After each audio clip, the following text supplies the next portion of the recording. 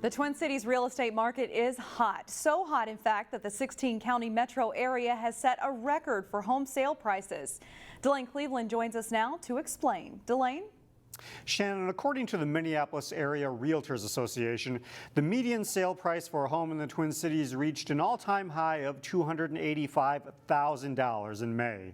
It's the third month in a row that the market has set a median sales price record. But experts say it's due in large part to a low inventory of homes.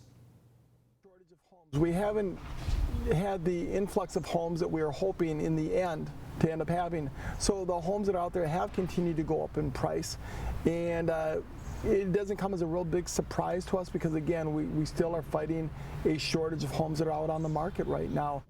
Experts say the price increase may be a sign that the local housing market is shaking off what was a slow spring, believed to be related to the record snowfall we had and an interest rate hike toward the end of 2018.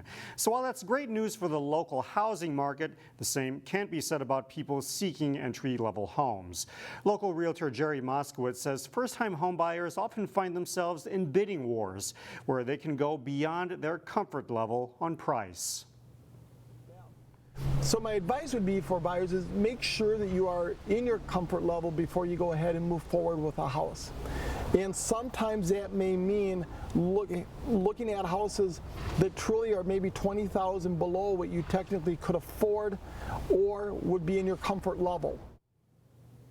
Meanwhile, while there's a high demand for homes on the lower end of the market, realtors say homes are moving at a much slower pace at the higher end of the market. So essentially, it's a tale of two housing markets. Shannon? Yes, it is. Thanks, Delane. The 2019 legislature did not pass a capital bonding bill this session, so Maple Grove is already throwing their hat into the ring for bonding money to finish Highway 610 in the 2020 session. The city is requesting $18 million to finish Highway 610 to connect with County Road 30. Highway 610 funding is priority one for the city, while expanding the North Metro gun range is priority number 2. Meanwhile, commuters might have noticed that the Rockford Road project at I-494 in Plymouth is moving ahead of schedule. The north ramps are already back open. Phase 1 was widening and improving those ramps. Don't expect any traffic shifts until after the 4th of July, though. The big project, demolition of the old bridge, is set to begin July 12th. Then the bridge will be closed for roughly 100 days during Phase 2 of the project. Local law enforcement agencies in the Northwest Metro laced up their running shoes on Friday to help support the Special Olympics. We ran about 4.7 miles, our leg of the race, and it's important because we're trying to show our support for Special Olympics. Law enforcement agencies from all over the state are relaying the Flame of Hope torch 2,000 plus miles to end up in St. Paul for the Summer Special Olympics that kick off this weekend. Brooklyn Center Police and the FBI handed off the torch to several members of the Crystal Police Department. They ran down West Broadway all the way to the Crystal Community Center, where they handed off the torch to New Hope Police. Special Olympics is an outstanding program helping various people with disabilities in the community, and we're excited to support them. The torch made its way to Plymouth. The Torch Run is one of the largest fundraising and public awareness events for the Special Olympics. Whether you call them fireflies or lightning bugs, their presence is fondly associated with summer. And Neil Persley has found an entire festival dedicated to these little ambassadors of summertime.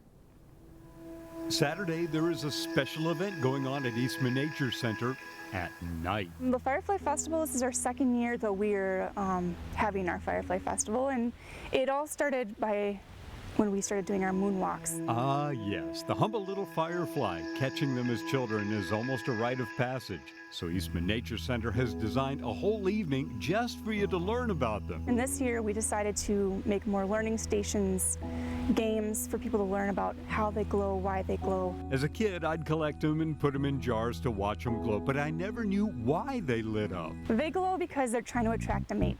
So the males will flash, and they each have their different species, has their different flashing patterns. And the female will wait in the grass, and she will wait until she sees which one is flashier, brighter, faster, and then she will respond when she sees the one she likes. So all the lightning bugs are basically in a big eHarmony match.bug dating mode. But how do they produce the light? Basically how they glow, it's a mixture of a whole bunch of different chemicals, luciferin and luciferase, ATP, energy, and oxygen.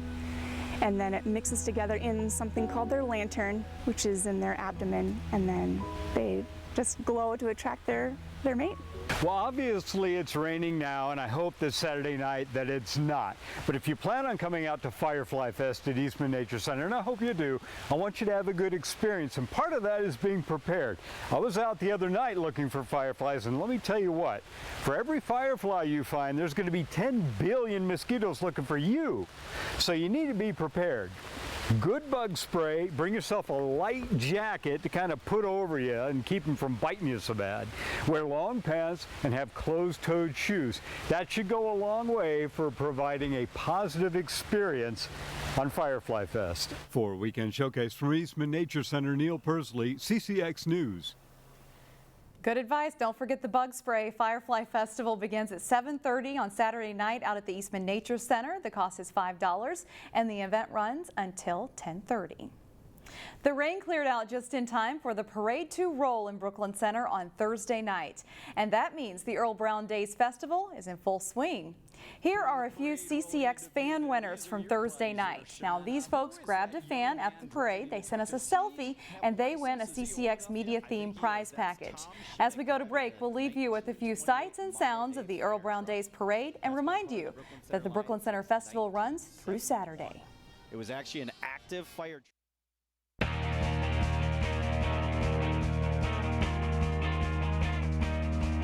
The second half of Championship Day at Minnesota State High School baseball was pushed back because of rain. In the end, two pretty good games Thursday. In Class 3A, a nearly 3-hour rain delay halted the start of the title game between Benilde-St. Margaret's and St. Thomas Academy. Bottom of the second, the Red Knights with a runner on third. St. Thomas pitcher Duke Coburn knocks down the ground ball, throws out Johnny Woodford at home to keep the game scoreless. Top of the fourth, the Cadets' Michael Goblich blips a hit into left field. Jordan Young hustles around and scores for a 1-0 lead. As the rain comes again, Benilde tries to rally in the sixth. Ian Barr strokes the base hit. St. Thomas, Charles Burke comes up throwing and nails Woodford at home to end the inning and preserve the Cadets' lead. In the seventh, BSM gets the potential tying run on second, but the ground out ends the game. And after a great season, the Red Knights have to settle for state runner-up. Our plan is to be here next year again. I know it's tough for the seniors. This is their last chance, but for us juniors and sophomores and some freshmen on the team, you know, this is our plan next year, and we're going to get there again. The way these guys battle all year, it just, I mean, for them to put themselves in this position where we started, what we've had to battle, it just tells you a lot about who they are and what they're about and what we've had to overcome and get through to get here, to get to this point, and it's a great baseball game. Two players who just finished outstanding high school softball careers locally are now up for a big honor. Champlin Park's Holly Blaska and Maple Grove's Ava Dewitt, former summer softball teammates, are two of 7 finalists for the Ms. Softball Award being presented this Sunday afternoon. Blaska was named first team All-State and had .597 for the Section 5-4A runner-up Rebels. The senior infielder hit 12 home runs and will play next year at Miami of Ohio. Dewitt was a dual threat, both pitching and hitting for the state champion Crimson. The Star Tribune's Metro Player of the Year finished with an earned run average of 0.88 and 221 strikeouts, while also hitting 16 home runs at the plate. Miss Softball and Mr. Baseball winners will be announced at a luncheon Sunday afternoon at Target Field. Understanding a fish's senses can help you when you're out on the lake. Terry Tuma explains in this week's CCX Fishing Tip. An angler at a seminar recently asked me, he said, catching northern pike, do I need to be concerned about that slime, that scent that's on my hand? The answer to that question is definitely yes. In fact, according to fish biologists, that's a major factor in us not catching fish. If you say if you're fishing with crankbaits and you take your hands and touch that crankbait with that slime on there from the northern pike, that is going to be definitely a deterrent. Along with suntan lotion, insect repellent, you can go on and on with the nicotine, another prime negative scent factor. We have to understand when we're catching fish, scent, smell is part of their survival rate, so we need to relate to that. And what I do many, many times, not as an attractant, but I'll use a Gulp Alive, rub it on my hands like a lotion, becomes a mask for unwanted odors. Give it a try. Relate to scent, along with some of the other senses that fish have. Thanks, Terry. And that's all for sports. Shannon, back to you. Thanks, John. Friday is the first day of summer, and that means it's the longest day of the year. The day is also turned into an opportunity to raise money and awareness for Alzheimer's disease, which impacts almost 6 million Americans. At the senior living complex Silver Creek on Main in Maple Grove, people are raising money for the Alzheimer's Association. Residents and community members starting riding a bike in shifts of 15 minutes, starting at 5:30 Friday morning. Everybody here, we have a common bond where we want to help our friends and neighbors that are impacted by this disease. Now, if you'd like more information on how to donate to the Alzheimer's Association as part of the longest day, visit our website and click on this story for a link. Visit ccxmedia.org.